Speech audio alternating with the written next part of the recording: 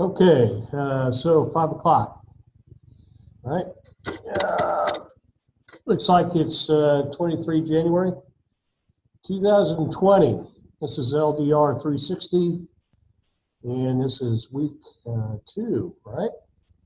Listen, up front, an apology. I don't know what happened, how it got off track, but last week's Zoom session got cut, and so lost most, if not all of it, which is regrettable because it's pretty good stuff. But most of it, what I'm covering on these Moodle sessions, you've got in front of you. I'm going over what's on Moodle, what's on the pages. I'm covering what some of the feedback has been, and giving you, of course, an opportunity to dial in in case you want to. All right, so apology out of the way. I tell you, this is an unusual class. Okay, so this is really the first time that I had the majority of the class not have their textbook, and it showed up this week. And I hope mostly everybody's got their textbook by now, so we can really start getting into this. I appreciate everybody's trying to work through it. Some of you tried to answer the questions this week without your textbook, and that's just not going to work out good for you, because week 1, I deliberately wrote it that way because in the past it's been a problem getting the textbook, particularly through in the past the bookstore was the issue. It appears this time around, most if not all of you got your textbook through Amazon or somewhere else.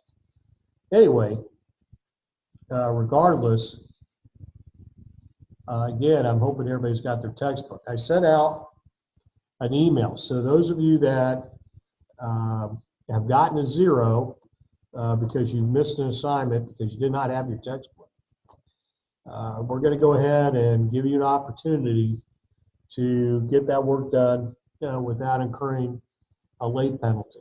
And so the email I sent out, what showed up in your announcement section, let's go to your announcement section real fast, is this week 1 recap, okay?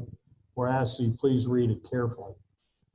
And in there, you'll see up front, we're talking about the textbook, okay? And here's the key, all right?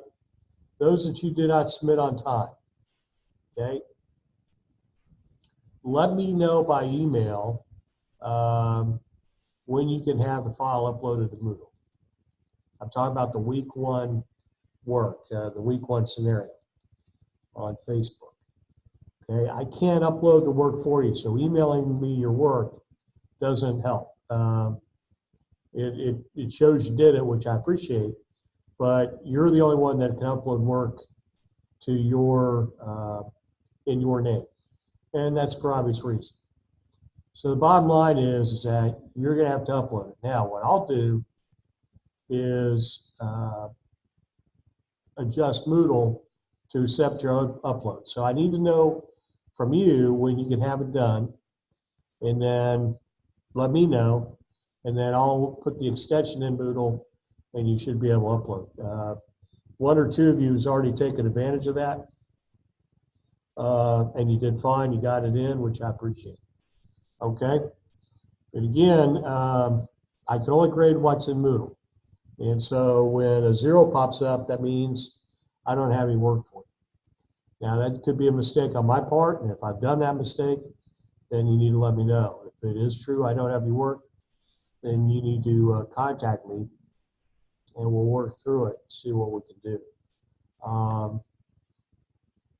And if we don't, then nothing's going to change, and that 0 is going to stay in place. And I know most, if not all of you, don't want any goose eggs. Okay. Anyway, also, like I said, once you get it in, I'll grade it without penalty on this time around. And that helps you out a lot. Okay, I'm not doing that in my other class, even though I had a lot of people without their textbook in that class as well. For those of you that have got your work on time, got your textbook, get your work on time, or even turned in your work early, I ask that you please continue. Okay, you've You got the warm satisfaction knowing you got the assignment in and that your instructor appreciates it. I've noted your names, have them here in front of me, and I will ensure that you have credit in your account in case of an aw shucks, okay, in case of something popped up later on in the course where you need a little extra time to get some work in, you now have a chip to cash in, okay? All right, for grading the discussion, oh, excuse me, sorry. I needed to get a cup of coffee here. But the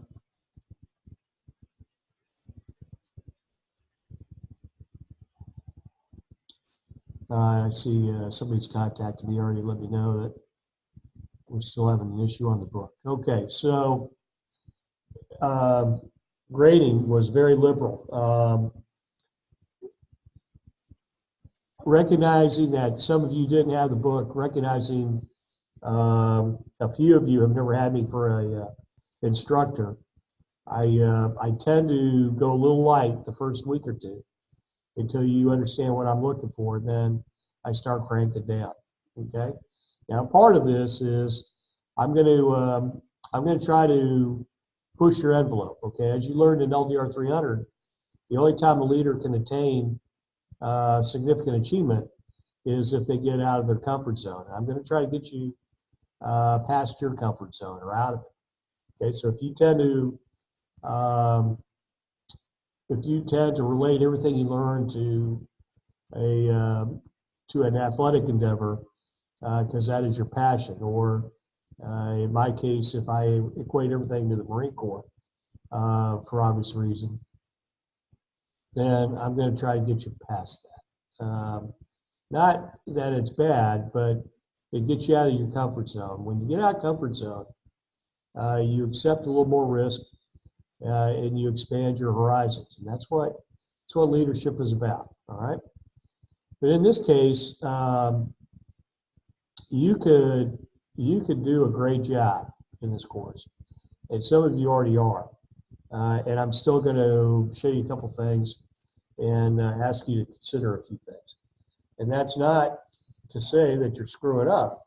Quite the opposite. You've shown me that you're interested in learning. I'm going to spend a little extra time and effort. Okay. Now, what are some of the things that I'm seeing? Well, I've sent out a notice, and I'm going to pull up something here. I hope that will. Yeah, I think it's week 2, right? Yeah. Okay, so what I'm going to do, that's not what I was looking for. Bear with me again. This must have been week 1. And there must have been scenarios.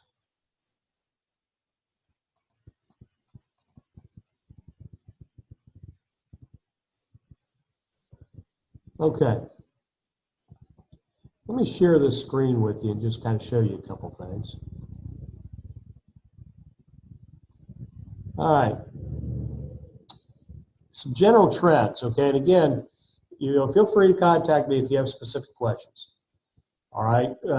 I'm going to ask that before you do that, if at all possible. Take time to read the feedback I've given you and look at what I'm saying, and you may find the answer to your question. All right. But the big thing on this is part of what you need to learn during your time here at University of Mount Olive is how to communicate succinctly and with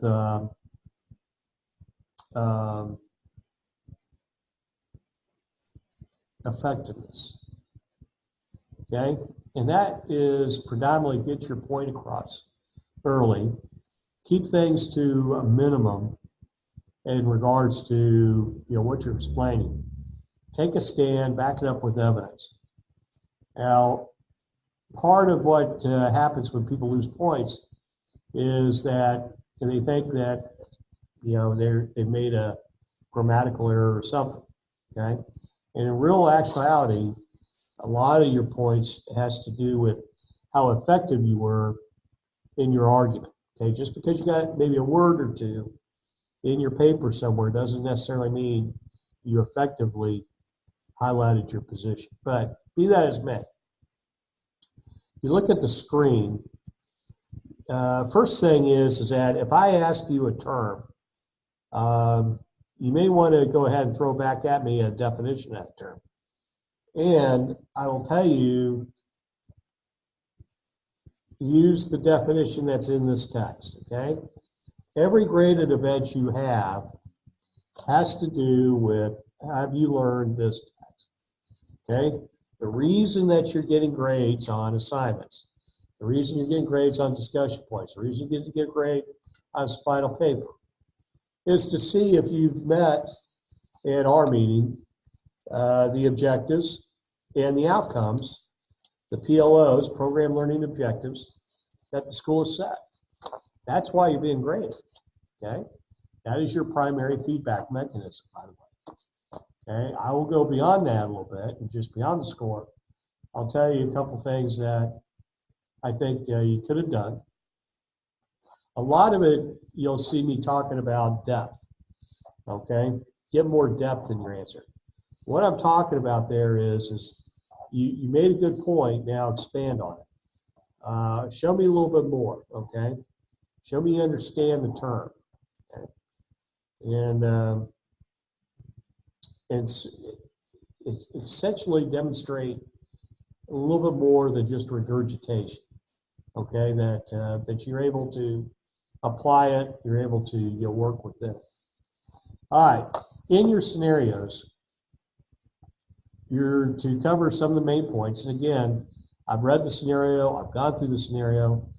Don't regurgitate the entire chapter to me, but hit the main points and then what you're focusing on. And then remember, this is a innovation leadership class, okay? So when you're talking about any of the daggum cases, the scenarios, Facebook through, whatever, look at it from an innovation or leadership perspective, okay? Because that's what we are, right? Don't spend much time in the descriptor regurgitating what's in the text. I've read the case, okay? Treat that introduction paragraph as I'm setting it up, okay? The scenario was this, the general principle that I'm trying to get across is that, and off we go. Now, Facebook was chapter 1, right? Pretty sure it was. Yes, okay. So what were some of the main points you got out of chapter 1? If you were in class right now, I would ask each and every one of you to stand up and give me a point, a key principle, theory, model, diagram, you name it, that really captured your attention in chapter 1, okay? What do you remember the most? A lot of times I'll get a blank stare, and I've been there, I've been a student, I get it, okay? It's late at night, you got a lot on your plate, you're tired from the day, and you got 50 pages of reading. Oh, geez. Now I've got to go through all this reading. It's only a lot if you do it, okay? And so what a lot of people will do is they'll look at the words, and they'll move their eyes to the words, and they'll flip the pages. But at some point, you stop reading. And I translate reading as in comprehension and understanding and retention, okay?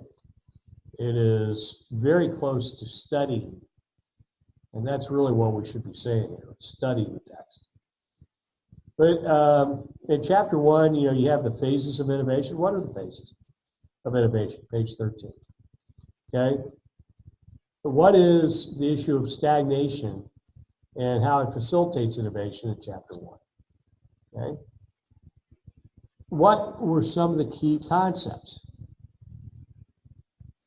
And that's what I'm asking you to pull out is give me a couple, show me you read the material and you're able to pull out a couple of key principles that you would want to work on. Again, some of you have done it.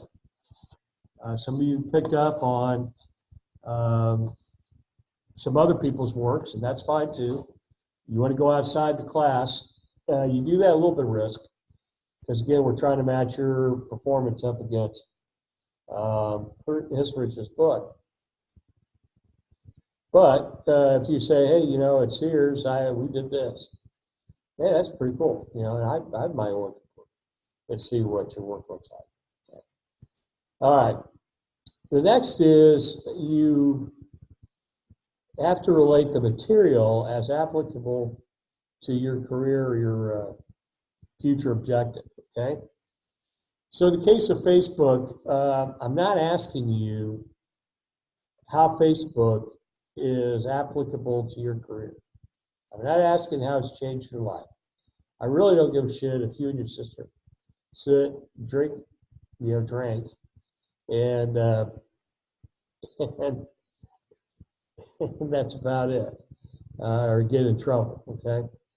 The bottom line is that what I'm asking you career-wise is make the link between the Chapter 1 material and the activity, that innovation, that those models, at least in a generic sense, can be applied to Facebook, applied to the company you work for, okay? And then I want you to give me a brief rundown on the company since this text was written. Okay, knowing that survey is a couple years old now. Okay, and things have changed in a couple of years. Not major difference, but enough. Okay, and so I asked my wife this a lot, and we determined that we both learned what is known as the SWOT analysis, SOWT, which is strength, weaknesses, opportunities, and threats. Excuse me. And here's why. Okay. So I want you to apply what you read about in Chapter 1 to life. Okay. So a couple of you told me where you're going to start carrying, iPhones with an iOS of Apple. Well, don't do that. I mean, that's counter to what the syllabus wants. Now, it's not to say you have to completely divorce your wife. Not saying that at all. But you're a team, okay? So maybe she has to cover something while you're covering something. I don't know. Bottom line on it is when the police arrive, cooperate, but man, understand what you're doing. Okay. In that SWOT analysis, this is where we start talking about an environmental analysis. And you can see from my screen, environmental vice, aka equals vice, SWOT analysis. Okay, how can I best say this?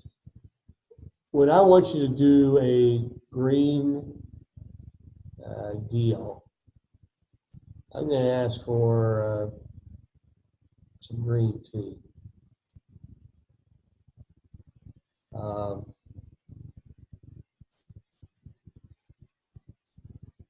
making a joke here. Anyway, the environmental analysis has nothing to do with us being green. I don't care if Facebook recycles their plastic. That's not the environmental analysis I'm after. The environmental analysis that we're after, the SWOT, is strengths, weaknesses, opportunities, threats. Strengths we want to maintain. We want to fix our weaknesses. We want to capitalize on opportunities, and we want to defend against threats. Okay, and the slide shows you that. And when you go through each of these slides, hey, some of this makes a lot of sense. Some of this may not work for you. Okay, The key is, but to lay it out and compare it within your industry. Make sure you're compliant with HIPAA and comply with small companies. Okay. All right. And so I give you the SWOT template in the slides, and it's a little busy, but you at least see it. I don't think we're going to spend much time teaching it. I hope we don't. And then just take it from there. Okay. But we'll get you through it. All right. All right. Good evening. Got a couple that was going to join us. Okay, I guess not. All right. And then in the end, oh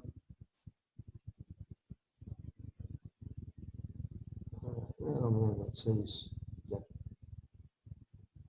yeah, that's crazy. Looking good. Okay.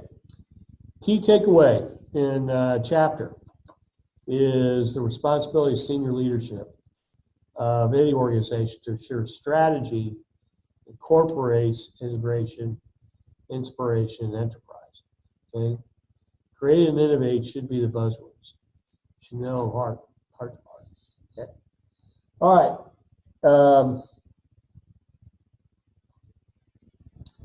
Enough of that. Again, good job. Get your work in. I'll grade it. And we'll get it turned around. The full grading sheet, I haven't seen yet. I haven't got it yet. But I know it's close to being signed. Okay? Oh, sorry here.